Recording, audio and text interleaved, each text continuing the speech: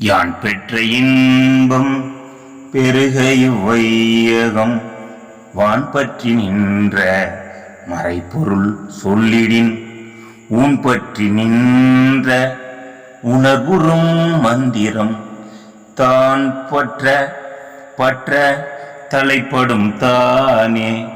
ஊன் பற்றி நின்ற உணர்வுறும் மந்திரம் தான் பற்ற தலைப்படும் தானே. திருமூலனாகிய யான் பெற்ற இன்பம் இறைவனைக் கண்டு அதனால் அடைந்த மறுபிறப்பில்லா நிலையையும் பேரையும் நீங்கள் அடைய வேண்டும் என்பதற்காக எழுதப்பட்ட நூல்தான் திருமந்திரம்.